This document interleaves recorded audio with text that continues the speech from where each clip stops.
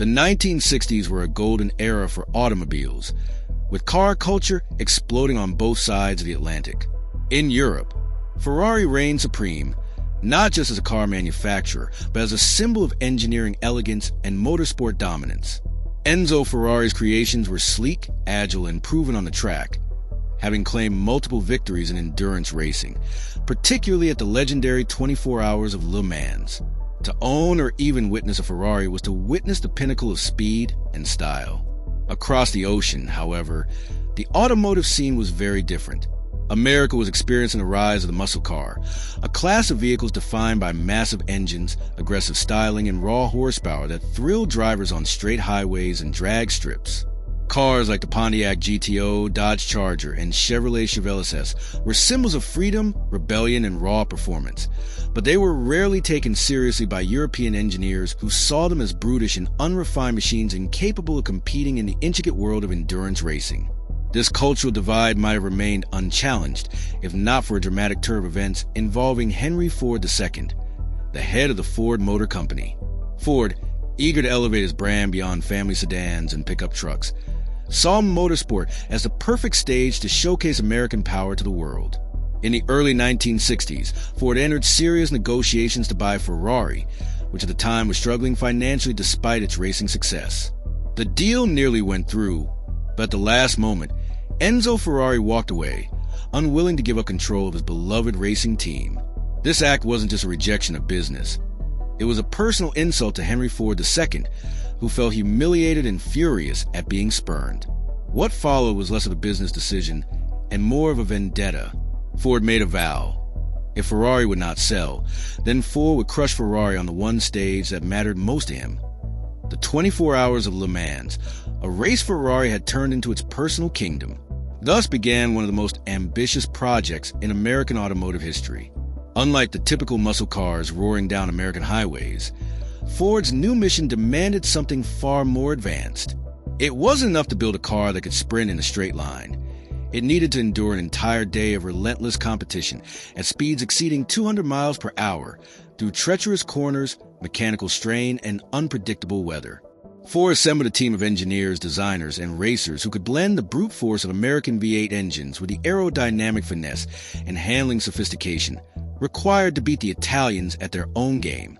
This collaboration led to the creation of the Ford GT40, a low-slung, aggressive-looking machine that was as much a weapon as it was a car. The GT stood for Gran Turismo, a nod to European styling, while the 40 referred to its height in inches, a sign of its sleek, track-ready proportions. At first, the GT40 was plagued with problems. The car was fast, but was unreliable, often breaking down in testing and early races. Many critics sneered, calling it proof that Americans couldn't match European craftsmanship. But Ford was relentless, pouring millions of dollars into refining the car and recruiting some of the best minds in motorsport, including the legendary Carroll Shelby, whose racing expertise and engineering instincts helped turn the GT40 into a formidable machine. Unlike the muscle cars that had come before, the GT40 was not just about raw power. It was about balance, durability, and relentless precision, a combination that shocked those who thought American cars were incapable of such refinement. By the mid-1960s, the stage was set. The GT40 had evolved from a corporate experiment into a true challenger, one that carried the weight of national pride and the personal grudge of Henry Ford II. To the world, it wasn't just another race car. It was America's bold statement to Ferrari and the European establishment that the land of muscle cars could not only match their artistry, but also surpass it on the most prestigious racetrack in the world. By 1966, the Ford GT40 had undergone years of development, testing, and near misses, evolving from an ambitious concept into a car capable of competing with the best that Ferrari could offer. The stakes could not have been higher. The 24 Hours of Le Mans were the ultimate proving ground, a grueling test of engineering, endurance, and human willpower.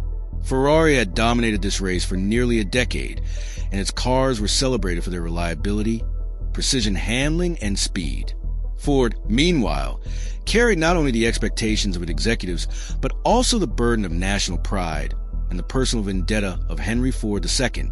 The GT40 Mk2, the version prepared for the 1966 race, was equipped with a monstrous 7.0-liter V8 engine producing over 500 horsepower, a figure that dwarfed most competitors, and a chassis refined for high-speed stability. The car combined American raw power with European-inspired aerodynamics, resulting in a machine that could sustain blistering speeds on the long straights of the Circuit de la Sarthe, while still negotiating the demanding corners without catastrophic failure.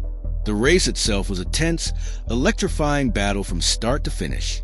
Ferrari, confident in its legacy, expected to dominate as it always had, while Ford's team, including legendary drivers like Bruce McLaren and Chris Amon, knew that even a minor mistake could spell disaster after hours of punishing racing.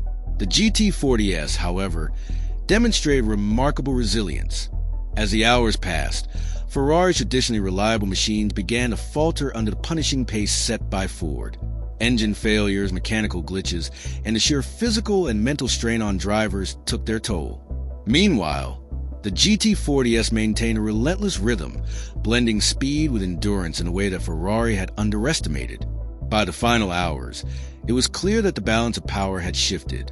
In a dramatic climax, Ford achieved the unthinkable, a 1-2-3 sweep at Le Mans, with the winning GT40 crossing the finish line first and solidifying its place in motorsport history. This victory was far more than just a single race win. It was a seismic shock to the automotive world. For Ferrari, a brand synonymous with excellence and invincibility, the loss was deeply humbling. For Ford and American car enthusiasts, it was a triumphant vindication, proving that American engineering, when combined with relentless determination and innovation, could compete with the finest European craft. The GT40's performance that year became legendary, not only for its speed and endurance, but also for the dramatic narrative of an underdog challenging and ultimately defeating a long-standing powerhouse. The 1966 Sierra Leone and Leone's Mans race marked the beginning of a 4-year streak of dominance for Ford, as the GT40 went on to win consecutively until 1969, rewriting the rules of international motorsport and forever altering perceptions of American muscle on the world stage. By the end of that race, the message was unmistakable. Raw horsepower alone was no longer the hallmark of American cars. They could combine engineering sophistication, reliability, and speed in a package that could topple the most revered European Marquez. The GT40 had achieved what many thought impossible. It had humbled Ferrari, rewritten automotive history, and set a new standard for what a muscle car, properly refined, could achieve. The stage was now set for a legacy that would inspire generations of engineers, racers, and car enthusiasts, proving that determination, vision, and innovation could transform ambition into immortal achievement.